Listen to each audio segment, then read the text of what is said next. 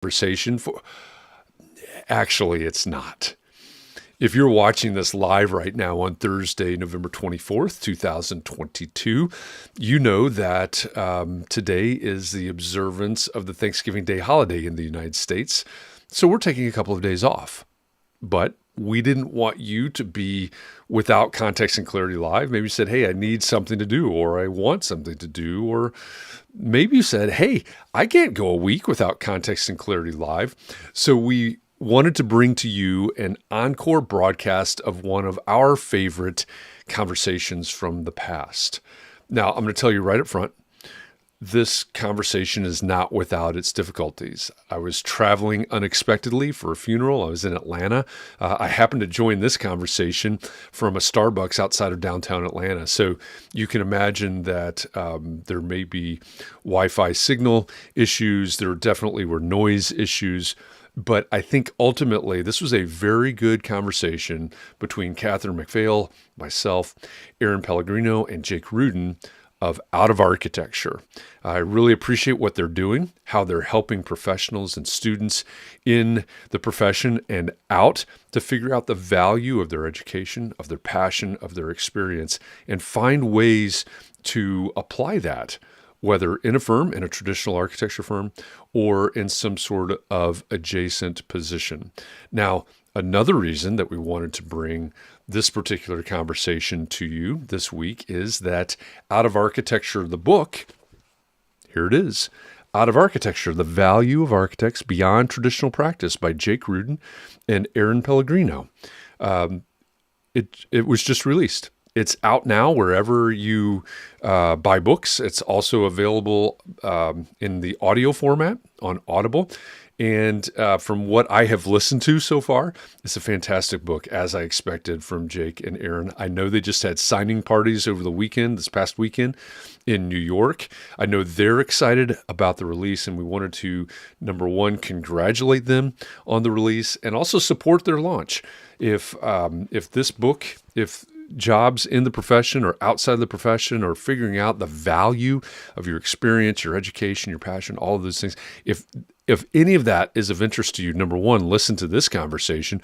Number two, pick up Out of Architecture wherever books are sold, or via Audible or any of those things. So with that, I've already taken up too much of your time. We're going to jump right into this conversation, right into this encore presentation of our Context and Clarity live conversation with the authors of Out of Architecture, Erin Pellegrino and Jake Rudin. I hope you enjoy.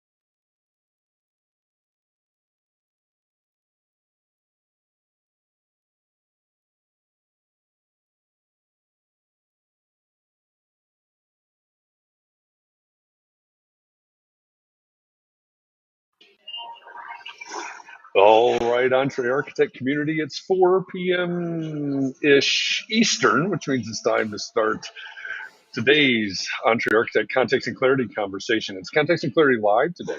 Welcome. Glad that you're here. Say hi when you get here. Let us know that you're here and where here is for you. Where in the world are you? Where are you joining this conversation from? If we've never met before, my name is Jeff. I'm in Indianapolis. I'm not even in Indianapolis today. I'm in Atlanta today. I'm usually in Indianapolis. We come here every weekday afternoon at 4 p.m. Eastern for one reason, so that we can find clarity around things that matter most to you, the architect. It doesn't matter if you're the employee of a firm or you own your own firm. Maybe you circled the date on the calendar and you said 2022 is my year and you're on the runway to starting your own thing. Or maybe you have owned your own firm for a year or 10 years or 28 years and you're starting to rethink or reimagine what that firm could or maybe even should be. all of the topics that we cover, one topic every day. They all fall under the broad umbrella of the business of architecture, and they're all the need-to-know topics for the success of small firm architects just like you. So thanks for joining us today. Welcome. Say hi when you get here. It's great to have you here. Sorry about the background music. Part of the game today is to guess what song is playing in the background. I'm looking forward to that game. Yeah, I know you are. I love games. I love games, Jeff. Katharine loves games and rules, if you haven't figured that out yet. Which go together, by the way. Rules, Jake, that's what a game is, something you're doing with rules. There's a direct correlation there. Absolutely. Right. As usual for Context and Clarity Live, Katharine MacPhail has joined me today. Hi, Katharine. Hello, hello. Hopefully things are a little calmer where you are than on this end of the phone line. I would say so. So far, anyway. It's just another Thursday over here. Yeah, that's a good thing. Yeah, we've got the two soup cans with the string pulled pretty tight at this point. So we'll see how this goes today. What could go wrong? Nothing. Nothing is impossible. All right, let me look. Who is? I think on my screen I see Kurt over there on Twitch joining us from Flint, Michigan. I think he's first on my screen, which means that he is the winner of today's John Kinney Memorial Crocheted Bathtub Award. Congratulations, Kurt. Thanks for joining us. Thanks for holding up the Twitch community over there. Glad that you're over there. Scott Thrift is in warm, hazy San Francisco. Welcome back, Scott. And he's over on LinkedIn. Benita, thanks for the wave from Atlanta. Glad you're joining us today. Jefferson from Los Angeles, linking in, as he says. He's on LinkedIn. Chris Novelli has joined us from YouTube. Says, can't seem to find on Facebook yet. Sure, it's just lagging behind. Uh-oh. Hopefully it picks up on Facebook here momentarily. But thanks for the heads up. And let's see, Benita says, welcome to the range. Yeah, that's one reason I'm sitting in a Starbucks right now is because I'm in traffic and torrential rain. Let's see. Chris says Katharine's the game master. She certainly is. Vanessa, welcome from upstate New York. Thanks for the wave from up there. Glad you're joining us today. Kurt celebrating. It has been a long time since Kurt won a Crochet Bathtub Award. If you happen to be on Facebook right now, maybe you're commenting, maybe you're typing away, putting things in the comment section that are not showing up on the screen, and you're going, what's going on? What's up here? What's wrong with this situation? Well, it's probably because you're in a private Facebook group, which has privacy policies, obviously. Facebook won't allow your name and your likeness and so on to leave Facebook to come over here to Restream, which is the platform that we use. However, we have a solution. Down at the bottom left of the screen right now is a URL. You can type this into your browser window, chat.restream.io/FB, sort of like Facebook. Chat.restream.io/FB. And once you do that, a couple of clicks later, you will give Facebook permission to talk to Restream, and all of your problems, every single one of them will be solved. They'll be taken away just with a few clicks. So try that out. And hopefully somebody is actually seeing this on Facebook. We had this problem last week, didn't we? We've had a lot of weird problems lately with Restream. I think we should blame it on Zuckerberg. No, I'm blaming it on Mark Zuckerberg. Sure. That's sure to get us banned. All right. Maybe. Let's see. Leslie is joining us from Transylvania, North Carolina. Welcome back, Transylvania, Leslie, over on YouTube. And Melanie has found us on YouTube as well. All right. So if we're not showing up on Facebook, Chris says it's still not showing up there. If someone or all of you would do us a favor and just post, hey, jump over to the EntreArchitect YouTube channel to find Context and Clarity Live, that would be a help. Let's get everybody over there since we seem to have a communication issue there. In the meantime, let's get this started. We have a guest, actually two guests today. They're waiting patiently in multi-green rooms. We're bi-coastal. We're all over. We're coming close to our goal of breaking the internet today. We have two guests in two different green rooms, green M&Ms in both of the green rooms, so you don't need to worry about that.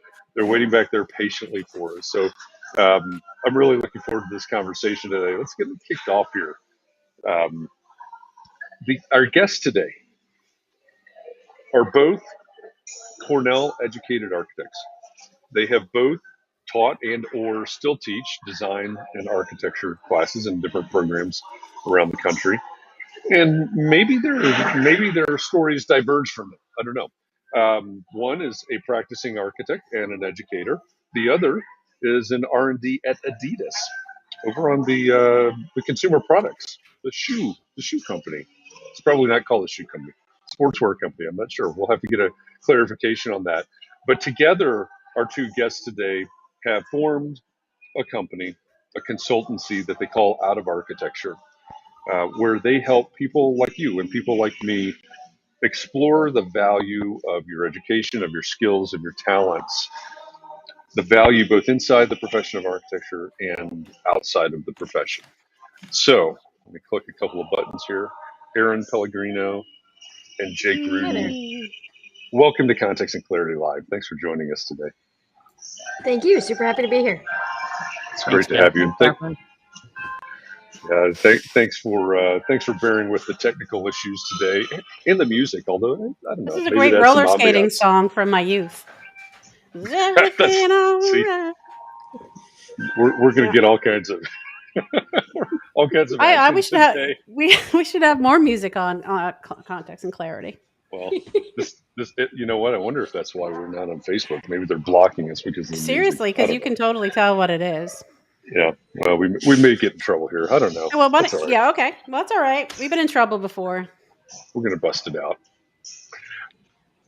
Erin and Jake, two of the things that I've encouraged everybody to do is, first of all, go to outofarchitecture.com and check out your website and look at the testimonials there and look at everything that you're doing.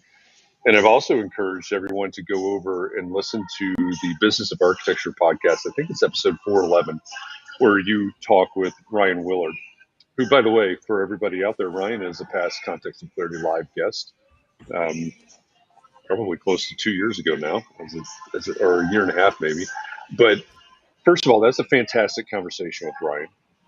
And I think for me, that really kind of cracks open a lot of things that we talk about in Context and Clarity. When I first reached out to you, we were really kind of on the heels of, I'll call it the SciArc debacle, the panel discussion that they had. We had our own panel discussion where we talked about, what is it like working in architecture? And I love this as a follow-up because, one question is, do you need to work in architecture? Now, all week I've been volunteering to receive the hate mail. If did you get any? Not that I know of, but I don't check the mailbox that often. So the spam filters are working well. Spam, yeah, exactly. I don't even open my email. I don't know. But question number one, maybe, does someone that goes to architecture school, right, that's educated as an architect, do they have to go into architecture? I'm sure that we would both answer no, and I think it's an easy answer because for anyone who's been to architecture school, including all of us, there are so many lessons to be learned there that really often are lost when you transition into traditional practice, right? Lessons in creativity, lessons in client management. I mean, certainly those carry through if you're running your own practice and firm. Lessons in just reading people and figuring out, what the right responses are. But I think in general, there's also a huge variety of skills. And that's something that Erin and I noticed really early on, is that we loved being in the wood shop. We loved, drawing and making models. And architectural education seems to be based in, a practice that hasn't existed for a really long time, and is sort of preparing you for this artistry that is very different than what a lot of young architects experience when they first enter the profession. What has become really evident to us over the last 4 years, while we've been running this business and also transitioning into other careers, working at places like you mentioned at Adidas, we get to do so many of the things that we did in school, but in service of some other goal that's not necessarily buildings or the built environment. It doesn't mean that it has any less fulfillment, maybe, purpose, passion, but it certainly does make people scratch their heads often when they say, oh, but you went to architecture school. And I think that's something that we have tried to address so many times, in that, being an architect, it's just a noun. People change careers and professions all of the time.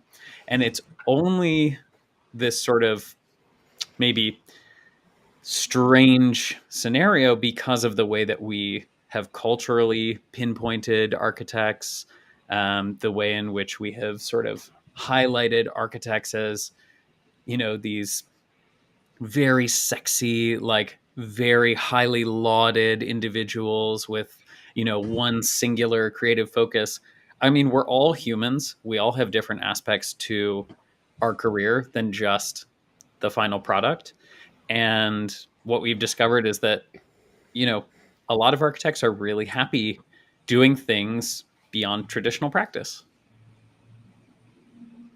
And I mean, I think I'll follow up with that with just, I think it's our job as creatives, as people who are arbiters of the built environment, but also just arbiters of ideas, that, we control what it means to be an architect. And I think, honestly, the profession itself needs to adapt to a changing world. And in order to do that, we need to really sort of defy traditions in a healthy way, right? I mean, we're all used to an iterative process. We're all used to failing. That's one of the things that I think is really great, is that we've all gotten really good at, hey, let's toil through an idea, get it out, mess around with it, and then show it to a bunch of people and see what they have to say. And I mean, that's the only way worlds improve. And the fact that we don't do that more often, or we don't speak more oftenly about that, both within the profession and the changing boundary of it, just kind of relegates us to irrelevance eventually. So, I think there's so many other ways to be kind of architecturally adjacent, to use your skills and the value that you provide to the world in other ways. But there's also this idea of, this noun being an architect doesn't have to mean what it was when you went to school, just because at that point it was probably already outdated. And even, my students now, what I think they think an architect is probably still an outdated term. And I think the more we can own that and own the development of that and recognize all the skills that we have and the agency that we could have, the better off everyone is. Jake and Erin, you both mentioned noun. And when you were talking to Ryan Willard on the business of architecture, you talked about the noun problem. And it struck me, I mentioned this earlier this week, that I was working with a client, and I had to play off that noun problem that you were talking about, because what we were struggling with at the moment as we were working together was, I think they had a noun problem. One, I'm an architect.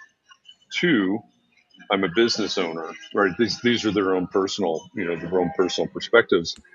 And so maybe we can talk about that noun problem a little bit more. But to me, the way that was playing out in this particular case is, if I put myself in their shoes, I identify myself as this. I identify myself as that, and I'm really struggling to let go of those two titles, of those two names, which is keeping me, and this is my opinion, but it's keeping me from achieving what I could possibly achieve, or becoming my best self, maybe even as an architect or as a business owner, or whatever all the terms are. Can you, one or both of you, talk a little bit more about the noun problem as you see it, and what you run into?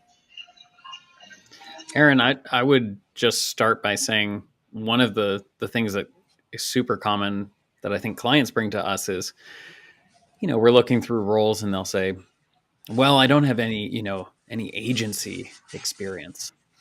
Or someone will come and they'll say, well, I'm such a generalist. And to me, that is like one of the proudest things you can call yourself, and I would lean into that by saying, I'm an expert generalist. I know a lot about a lot of things, not fully, mastery maybe in any one. But at the same time, when we go back to that agency question, I mean, you might consider yourself an architect and a business person, but if someone comes to you and as part of your architectural project, landscape is involved, you're gonna dive in and do it. If interiors are involved, if working through a kind of larger scoping or maybe master planning, or these are all areas that aren't necessarily the responsibility of the architect, and over the years have been relegated, I think, to more and more consultants and more specialists. So maybe architects feel like, well, I shouldn't be getting into that, or I'm not qualified, or, maybe I just don't hold the right title. But then you start to get even farther out into, visual branding and graphic design and marketing and all of these things that inherently architects are pretty good at because they're creatives. I think we don't practice them, and therefore we end up not being very good at them in the long run. I mean, I think most architects on this call would raise their hand and say, like, I am not good at marketing.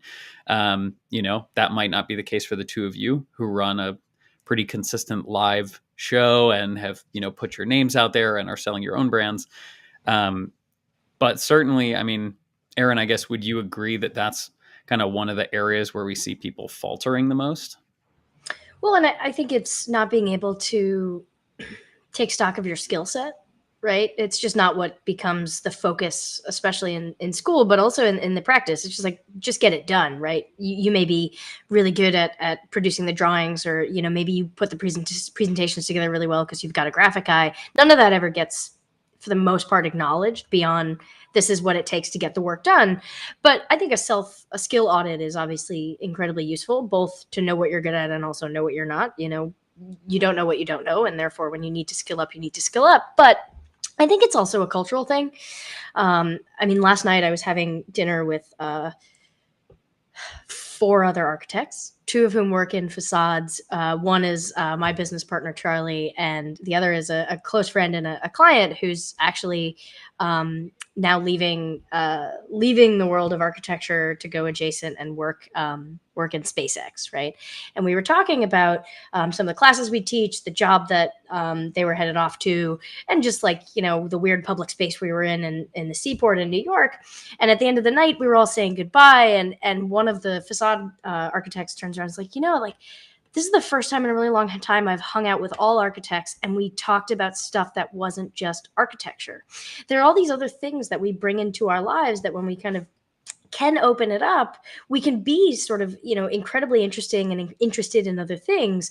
But I think the culture of architecture is the thing. It is a capital A thing. You worked this hard to become an architect. You own that title. You have to, eat, sleep, maybe not sleep, live and breathe architecture. And I think, again, it comes back to expanding that definition, but feeling like you have the security to do so. And I think for a very long time, I at least felt it, there was always a stigma around this idea of, what do you mean you're not going to just do what everyone else does and work, especially when you're graduating, work for one of the big name firms, go work for a star architect. It doesn't matter,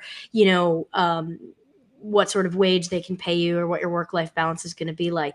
You get that. There's no way you turn it down. And I don't know. I just think we're, more, we can be more whole human beings and more whole practitioners and more whole designers and creatives if we recognize all these other facets of our skills and our life and our overall culture that we can bring to the skills that we bring to the world. I don't know if it's, I see a question up on the screen, and maybe I can quickly add on before we touch on that. But I think to bring it back to a conversation we were having in the multiple green rooms before this, we had a little bit of a chat on burnout. And when we think about what it means as an architect to burn out, a lot of times that association becomes with having such a narrowed focus that you really don't have any other outlets. And as Erin said, it's there's work that is nourishing and there's work that is depleting. And if you narrow yourself down to work that is only depleting, that's when you get burned out. And as we can all recognize, it is a very real, very physical, kind of tolling emotional phenomenon. What's really amazing, though, is if we circle back all the way to our education and we think about the sort of general sense in which we learn design, in which we learn to see, like, a box not as just this cubic form, but as edges and corners and lines and the different shading and solid void and all of these elements, you can apply that in so many different ways. And the ability and the desire, and even just recognizing that very likely as an architect, as someone who went through that training, you want to have your hands in multiple things, is really important. And I think isolating yourself down to just one focus, as opposed to recognizing that maybe in order to stay engaged, I need the ability to jump between a certain set of various goals, various projects, various topics at any given time, I think is pretty important. And we often find that, there's this moment when we speak to architects who have been in the profession for 15 years and they say, well, I just want to narrow down and I just want to consult on this one specific aspect that I've been pigeonholed to in my firm. Usually we end up getting to the point where we say, well, it sounds like you actually want to do several things at once. And they go,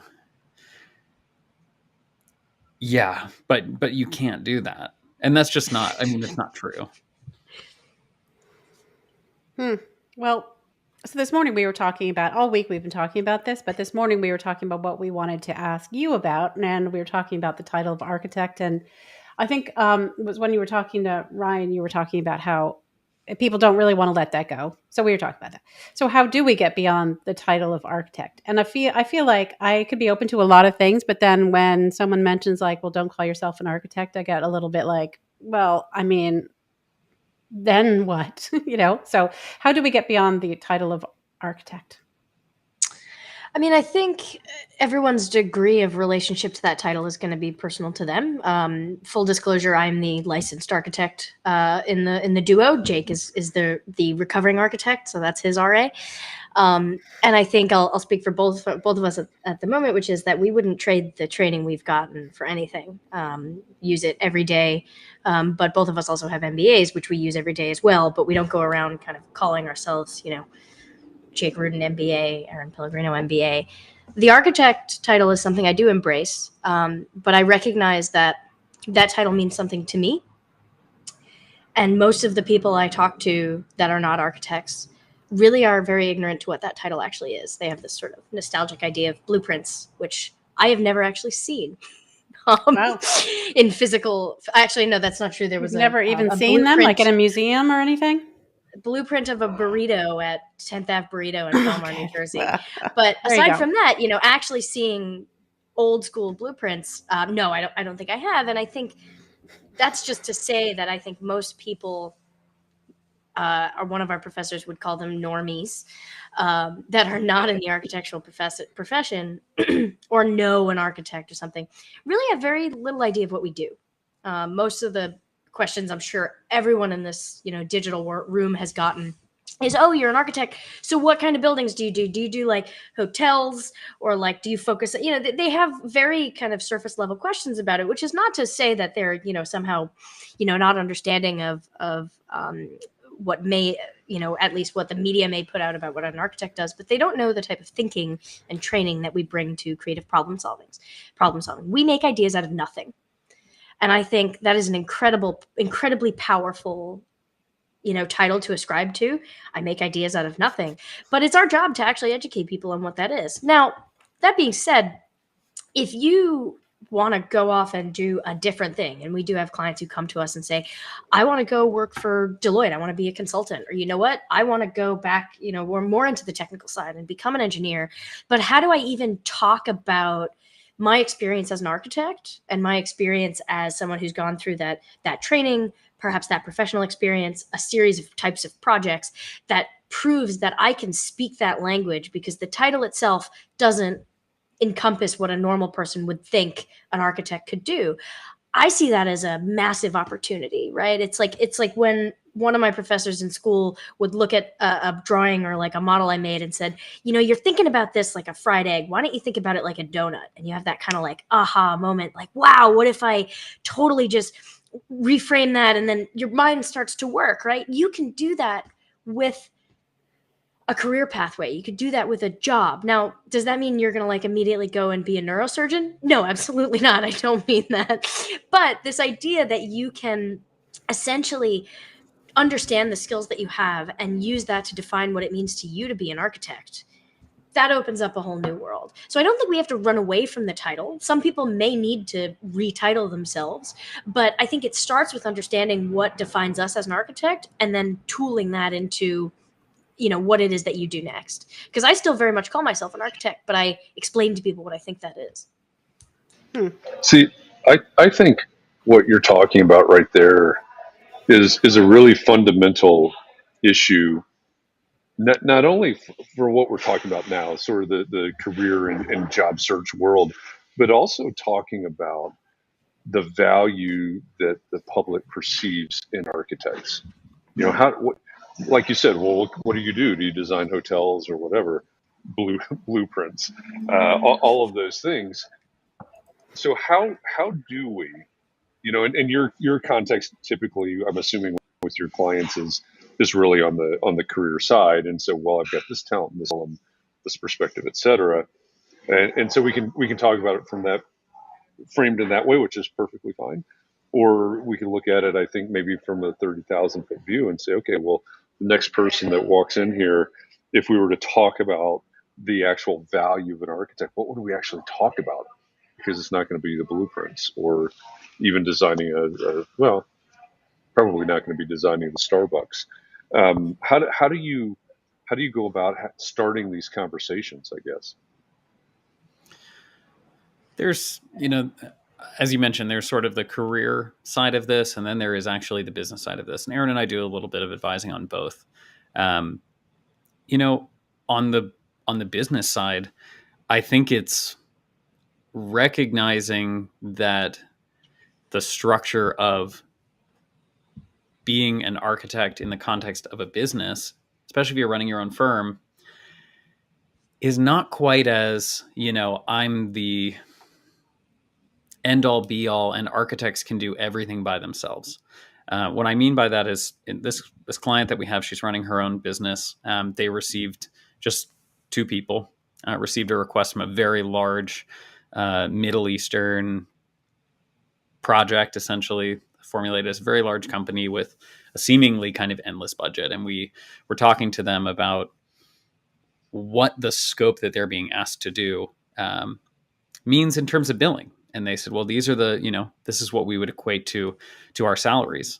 And we started to prod a little bit more. And you know, there's all manner of kind of details into these projects. But one of the things that came up is, well, who's going to manage the project?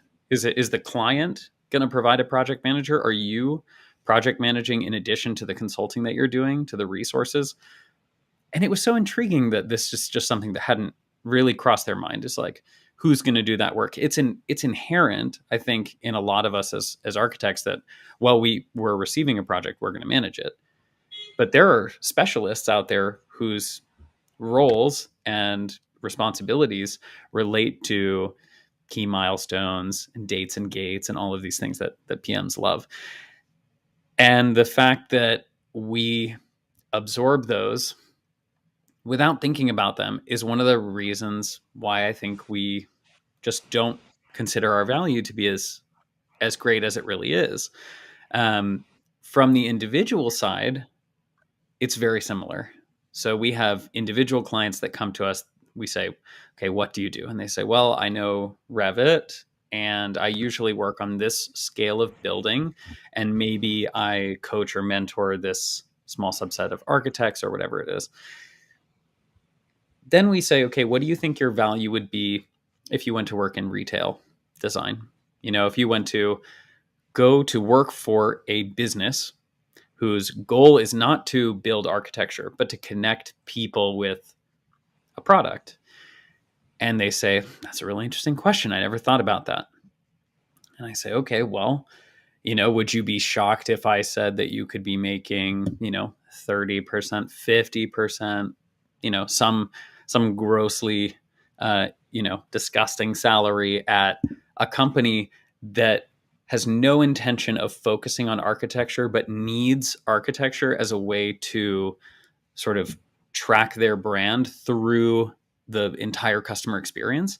And if I ask you now about your experience, and I ask you about the narratives that you've worked on with clients, the kind of way that you've incorporated a client's desire to expose their brand to the customer. Maybe it's more service design, maybe it's workplace, maybe it's big Google headquarters or whatever it is.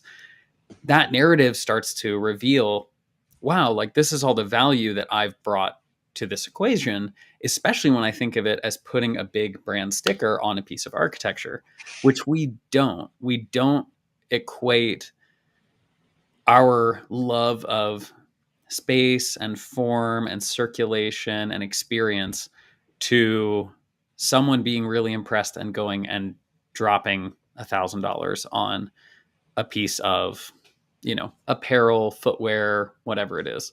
And that connection then becomes really tangible.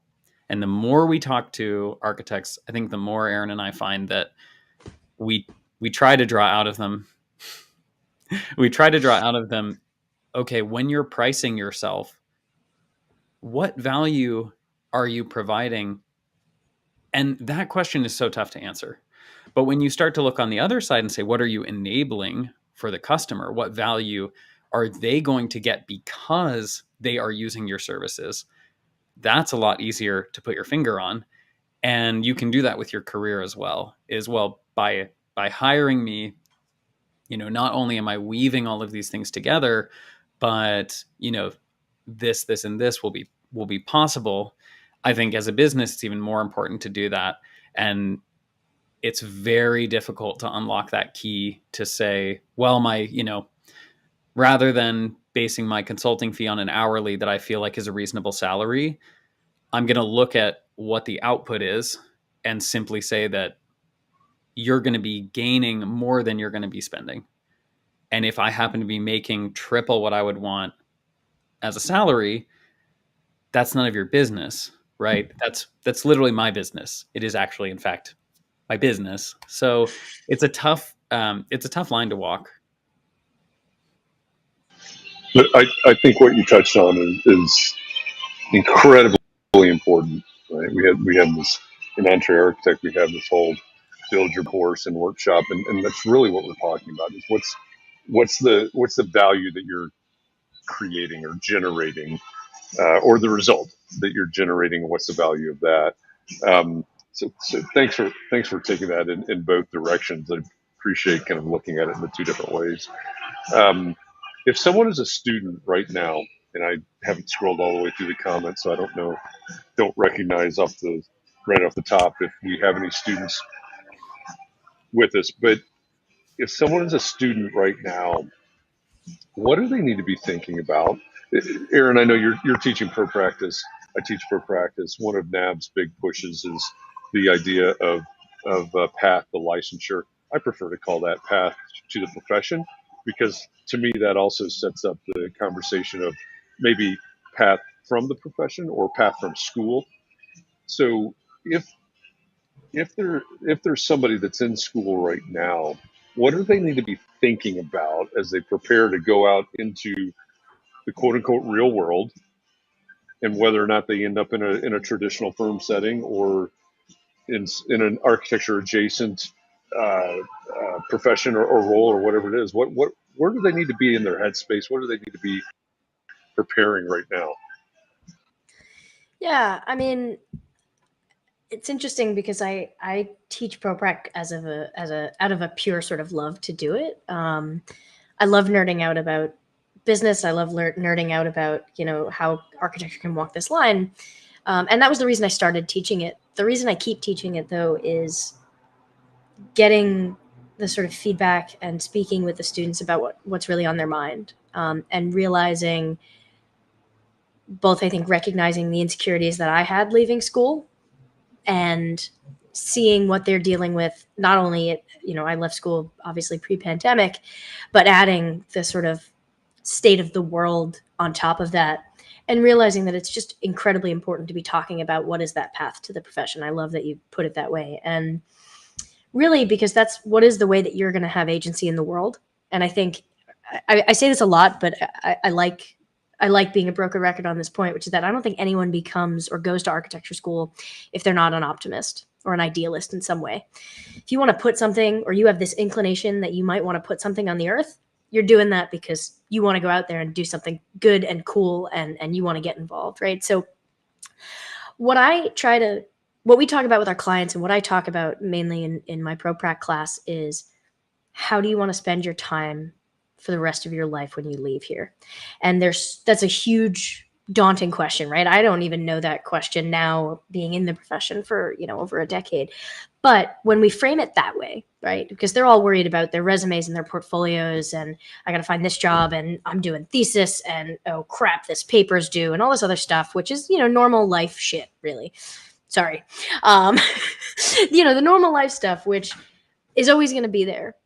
But we talk about, and I tell them from the outset, I am not teaching you this course to you right now as a third, fourth, fifth year. I'm teaching this course to the person that's going to be from 5 to 10 years from now in some sort of management position, either in their firm, in a new business venture that they've started, in, whatever that ends up being.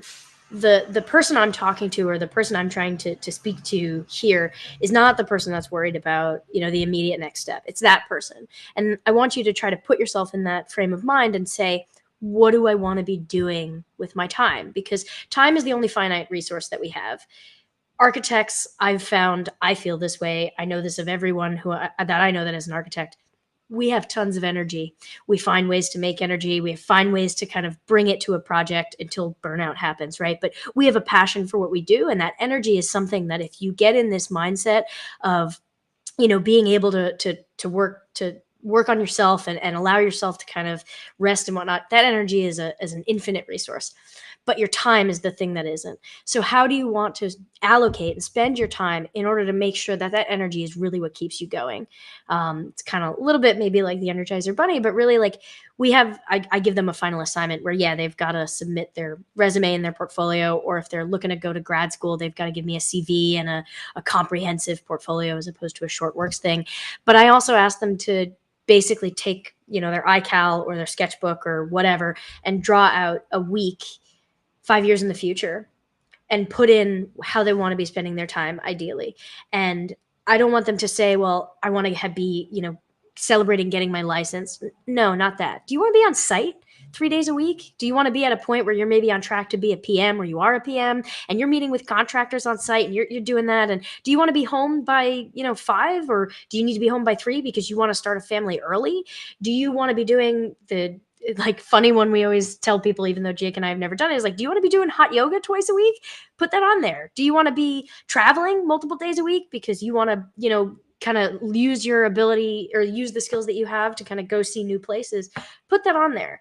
And I think when we design it that way, you're never going to, predict the future in that way, but you're going to get people who say, I like this wood shop thing. I would like to be in a shop, maybe on the weekends, or maybe I'm at a design build firm and I'm actually working, on site with some of the contractors or whatever, right? It helps them to think about what do they prioritize, and then back that out into how do you spend your time.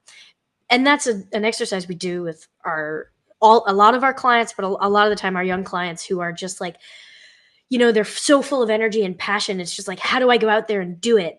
And it's like, well, you kind of got to back into that based on what your priorities are. And it's hard to ask someone, what are your priorities? Like, what are your goals for the next 5 years? That's a really obtuse and somewhat invasive question.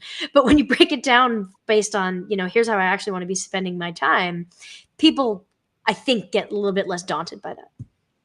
And the question you can ask yourself if you are trying to solve this without getting too grandiose is, especially as a young either student or recent graduate, is, what would your friends have stereotyped you as in architecture school? Were you the model maker? Were you the renderer? Were you the person who was always computational design or super into robotics, or, just really like honed in on graphics and doing all the graphics for all the, the parties that you weren't supposed to be having, but you still posted up all over Studio because you thought the posters looked really cool.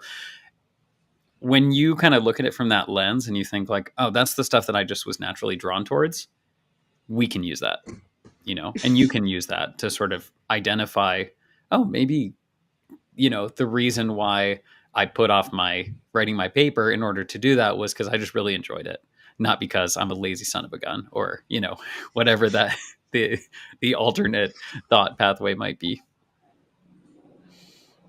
I love that. Love that perspective. What's the makeup of your clientele? Or all right, guess the song. Sorry, it's a good one. You got dancing going over there. Are your clients mainly students? Are they emerging professionals? Are they mid-career? What does your clientele look like? They are all over the place, honestly. And we've had clients who are still in school to clients who are at the top of the firm, clients who have been in the practice for 30 plus years who are interested in moving to kind of a more of a consulting role or interested in just, focusing on a specific parameter of their career. Maybe it's time, maybe it's money, maybe it's both. We've had clients who I would say there's buckets, but I'm always shocked. We have an intro call coming up with a client who said, hey, like I've been doing this thing for 7 years and, it's much more in the legal profession. I went to architecture school. I got a JD. And now I'm kind of thinking like, what's next? Maybe it's not law, maybe it's not architecture, maybe it's some combination, maybe it's this, maybe it's that. So they are really all over the place, but we definitely, could bucket them into, there's really that like very early years where a lot of students are just coming out and saying like, I already know that I want to do something different. And then we have clients who really are thinking like, I've put in my time. Maybe I've ticked the box of getting licensed. We have tons of people that say like, I just really wanted to get licensed and now I'm there and I've done it. And then I think there are sort of like the mid-career burnout where really it's about like, just, I'm in a crisis mode, and I need some support. And just very briefly, there was a question from Twitch, like how do students pay for our services? We have student pricing and we honestly didn't start this business to make money. So a lot of what we do is just completely based on how can we help you, and like price is something we really just tried to make not be a barrier to getting support. Frankly, we basically turned on billing because we only have a limited number of hours, that are usually either very early in the day or very late in the day. And so we've got to manage those in a way where, it's sustainable for us and where we can also have the support of a small team, which is really, a big part of how we help clients and reach the right kind of people. That's very architectural of you. I feel like, because I was looking at your website and you both have full-time jobs. So when do you do this? So, that would be typical, I would think, that you just keep working. And then also not charging people who can't pay. I relate to that as well. So I don't know. It just seems like what I would expect. Well, yeah. Well, so I'll just make a couple points here. One of the things is, going back to that point about nourishing versus depleting work, there's a lot of psychic income that comes from this. We do all of our intro calls on Fridays and we look forward to it every week because we meet the most awesome, interesting people. And if we can provide some help and sort of see people's careers change, or also just like expand our network with fascinating, people who are doing cool stuff. Like we just genuinely love that.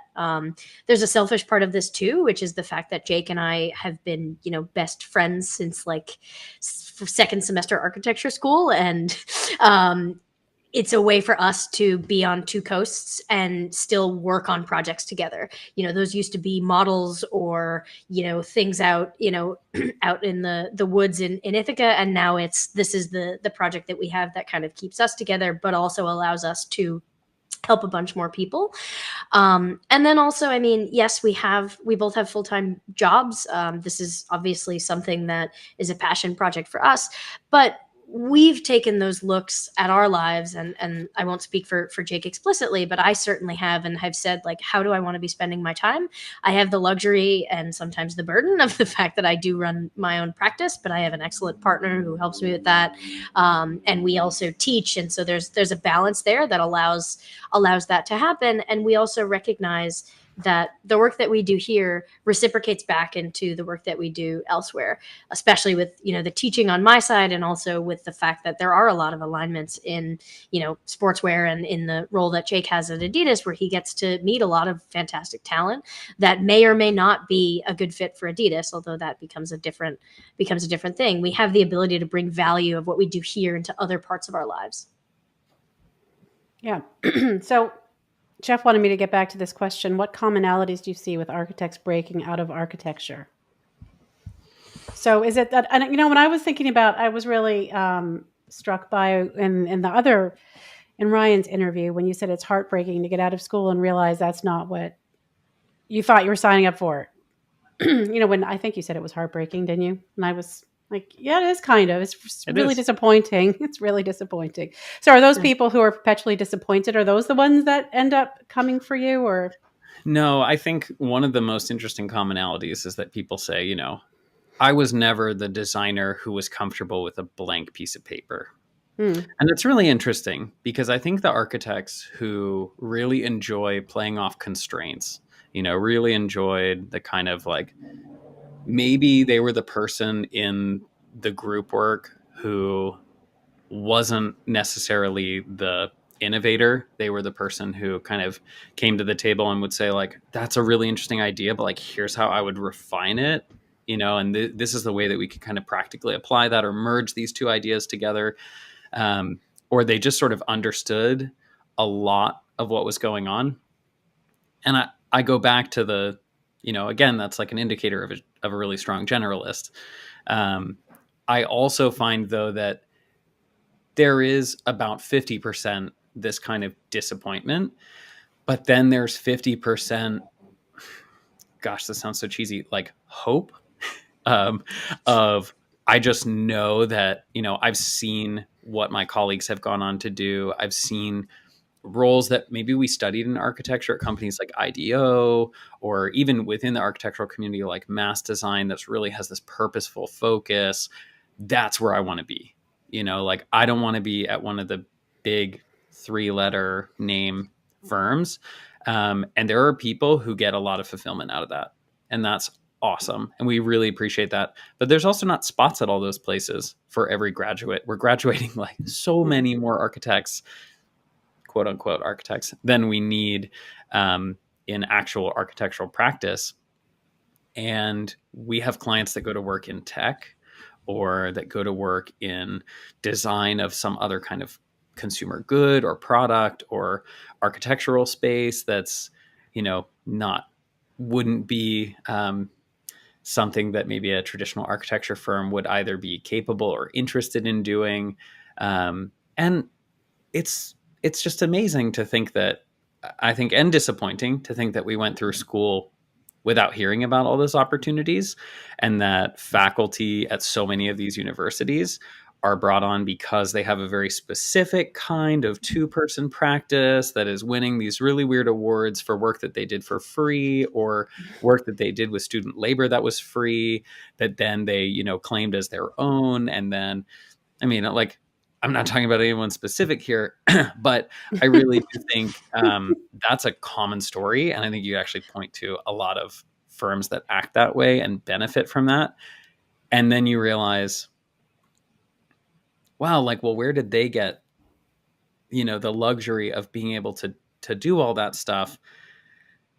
And not everyone has that luxury. And it's like a super privileged position to be in, to be able to chase that Starchitect dream. We do have clients that are interested in academia, and that is probably even a harder pathway to go down than just traditional architecture. Is that kind of architecture plus academia? Oh, well, maybe I have to have a studio partner who's kind of, one of them's teaching and one of them is actually running the practice. And how do you divide that? And it's, it's really interesting. So the commonalities are maybe hard to pinpoint, but there's a few stereotypes for sure. Yeah, and I think, Jake, you bring up, I think, something that, Katharine and Jeff, you were talking about initially, what kind of spurred our initial conversation, which was this, issue at SciArc, or what happened at SciArc. Unfortunately, sometimes the commonalities, especially around burnout or with clients who really come to us in crisis, are really heartbreaking in the sense that it's, we've had clients who've come to us saying, female clients who've come to us saying, I just can't work with my team anymore. I'm afraid to tell them that I'm getting married or that I want to start a family.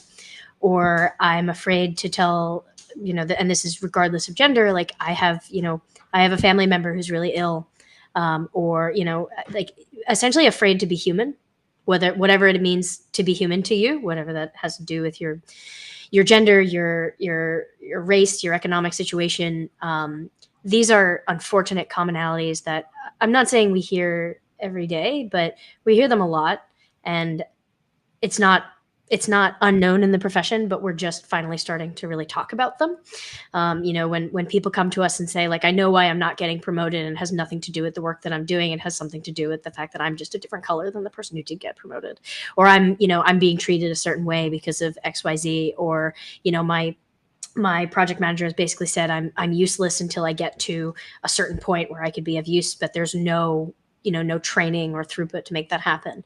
So unfortunately, some of the commonalities are issues that we just have that are systemic in the profession and systemic in other professions as well. It's not just us.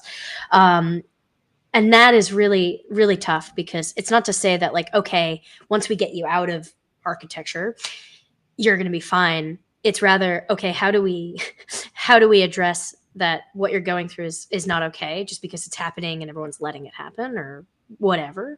But also, like, how do we then even just totally reframe and try to help? Because we're not therapists, right? We're not here, and we're not trained to do that. But sometimes there's a lot of value and a lot of impact with two people who have been through what they've been through in terms of, like, architecture school and boot camp and and just saying, like, it's okay for you to not want to be in this situation. And the amount of times we've had people on calls with us kind of like emote or break down or just say they just needed to be told that is a significantly non-zero number. And I don't think we knew that going into this, but it's become another really amazing part of what we can do to try to help people realize that, like, this is what change starts to look like. Because it doesn't happen. I tell my students this too. It doesn't happen from the top down. It just can't. It's going to take too long. It happens kind of as a community all together, saying that, like, no, we could do this better. And what we bring to the world is so much better than how you're being treated at the moment. And this goes way beyond just architecture. I mean, I have the opportunity to mentor quite a number of people at Adidas, and I absolutely love the work that I do there. And I think a lot of that goes both ways. But I've had, Adidas colleagues come up to me and say, hey, what you shared about salary negotiation was really impactful for me as a young person, because, maybe our senior leadership don't have the issue of, not understanding that they could stand up for themselves or, elaborate on a value that they bring. But I didn't know that. I didn't know that that was something I could do as someone just kind of coming into a big company. And to see that is really impactful. Or, I really enjoy where I am, but I didn't feel comfortable having a conversation about other opportunities within the company. I still want to be here. How do I have that discussion with my leadership, my manager, without, alienating myself, right? And these are worries that, I mean, architects certainly would have, right? Is, hey, I don't like this part of my job. I don't know an architecture student who is ever told how to have a conversation like that. And it might not be even something that the two of you touch on in professional practice. So we are trying to open these discussions up for people, and we recognize and know and are familiar with the problems in architecture, but it's not just architecture. It's also out of architecture.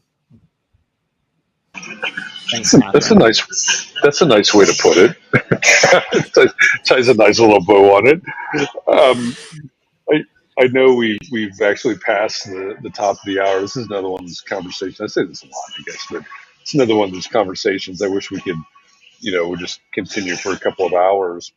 But to be respectful for everybody's time, maybe one thing we could do to wrap the conversation up is to ask, for everybody that's either here with us live or watching this later in some replay version, what's one thing that somebody, maybe everybody, ought to do individually for themselves to really think about, I don't know if you call it their most successful future or their best vision of their future. What's something we really need to be paying attention to? I mean, I don't want to be repetitive and say the time exercise is important, although I do think it is. A question I ask myself a lot, and Jake and I ask ourselves a lot, and we'll ask our clients is what does success look like? And not from like a monetary standpoint, but like if you needed to make, and everyone I think knows that there are certain things in their life, whether it's their career or their, personal relationships, whatever, everyone knows that there are like certain changes they can make to make it better. And we're architects, so we're constantly improving. It's our job to look at something that's seemingly perfect and find everything that's going to go wrong and fix it. So I think the thing there is, okay, so a year from now or a month from now, when this project is over, what does success look like? And sometimes that's just finishing the project. Sometimes it's just getting to the next milestone and surviving and living to kind of design another day. But if that question, when you ask yourself that question, if you can't see beyond the next week or a month or so because you're so kind of encumbered, then I think you need to have an honest conversation with yourself about how overly taxed you may be, and what would success look like a year from now if it wasn't that way. I use the 5-year exercise with my students just because I typically teach BArcs and 5 years of a degree. They went into this thinking, all right, when I graduate, I know I got a diploma, then what? Thinking of it in 5-year chunks is sometimes helpful, but even for me, sometimes I like to do goals in sort of, next month, the next 3 months, the next 6 months to a year, and then overall. And for me, it's like, all right, if I hold myself accountable, like every few pages in my Moleskine is that list. And what does success look like on a daily level, on a weekly level, on a monthly, on a yearly level? Then at least it helps me kind of break down how I want to spend my time. I think that's super helpful. And I would just say, from the perspective of someone who's a little less far out, I get asked a lot, like, how do you feel when you're helping people who are going into roles that like maybe you would want to be going into? Like, doesn't it kind of, if you've been in the same role I've been in the same role for 5 years. And I think a lot of people probably listening have been in the same position for a decade, 20 years, 30 years. And one of the things that really helps me is just to kind of sit down every once in a while and evaluate why I'm still in my position. So almost the converse, or complementing to what Erin is saying about what does success look like. And for me, my management, the ability to do and work on a huge variety of projects, trump, a lot of the really shiny salary numbers that are jobs that make you work 90 hours a week on one thing, that are, maybe would require me to move or to be in a different place, which is really important to me, like that sense of, rootedness or stability.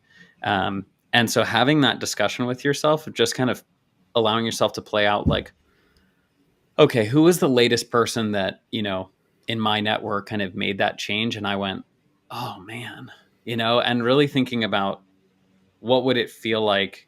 Would I actually take that job? If I was jealous of them, why was I jealous? Was it really just because it was a big number? Is it because I was actually interested in the work they were going to be doing? Maybe you reach out to them and find out like, hey, how is it? I had a very good friend who went to work for Apple, And I sent him a message a few months after he started to work there. The numbers were insane. Let me just say that. But his response that was like, I'll talk to you in a year. I was like, okay, I can see. I see what's happening. He made a very conscious decision to go do that, to say, I'm going to use this as a stepping stone. I know this is going to be really an intense amount of work. But to Erin's point of what does success look like, think about it in terms of like what it would feel like also. You know, when you think like, oh, that's what success looks like for me, how do you feel when you hit that milestone? Like, are you even more exhausted than you are right now? Maybe it's a bad idea. You know, are you, have you saved towards some goal or made progress or actually maybe backed away from the amount of work you're doing? Those are really interesting things to think about. So I think both of those, that's great perspective on both of those. There's so much to unpack there, but great advice, and I think I cut you off there. No, I was just thinking about what success means to me. Catherine's going through the exercises, as I'm sure a lot of people in our audience are. If you want to know more about what Erin and Jake are doing, outofarchitecture.com, the URL's in the bottom left of your screen right now. Go check it out. Go look at their offerings, find out more about them, reach out to them. I'm sure there's a lot that you could explore here with the help of Erin and Jake. So to both of you, thank you very much for joining us for this conversation and for everything that you're doing. I think it's really important work for students, for emerging professionals, for all of those people that you mentioned. But I also think, I'm not just, this is not hyperbole. I think it's important as we think about the future of architecture. So thank you for everything that you're doing. Thank you. very This has much been for having fantastic. Yeah, thanks. Appreciate you being here. And everybody out there in our live audience, enjoy the music. Thanks for joining us today. Thank you for making context and clarity a thing. I say this just about every week, but I really mean that, because without showing up and making context and clarity a thing, we wouldn't be having conversations with Erin and Jake. So thank you for that. Thank you for this opportunity. Now, tomorrow is the final Friday in the month of May, which means it's Context and Clarity Book Club.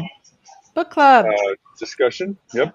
Our book for this month was Sorry I'm Late, I Didn't Want to Come by Jessica Pan. So that'll be the discussion. So let me, Erin, I'm going to tell you, I don't know if you've read it.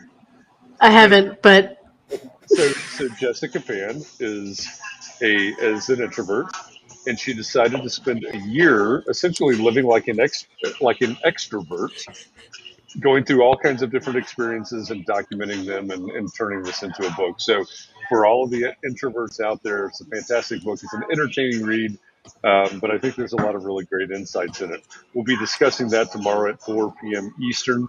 And on Context and Clarity Live next week, Jessica Pan, the author of Sorry I'm Late, I Didn't Want to Come, will be our guest. Context and Clarity Live. So we'll talk to her next Thursday. That's super awesome. exciting. And Yeah. I'm gonna buy maybe we can do the reverse order, because I think Erin and I are slated for our book to come out at the end of October. And so maybe sometime the end of the year, early next year, we can be your book club guests.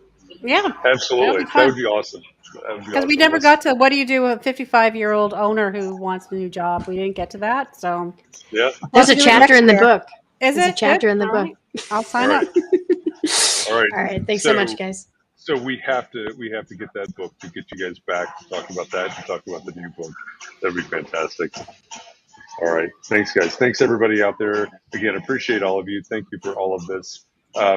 Please take a little bit of time to breathe, relax, find a way to get rejuvenated. We're going to do this all over again tomorrow and next week as well. There's a lot of craziness going on out there. Please be well. Stay safe. Keep those around you safe and well. And I hope I'll see you around somewhere sometime soon.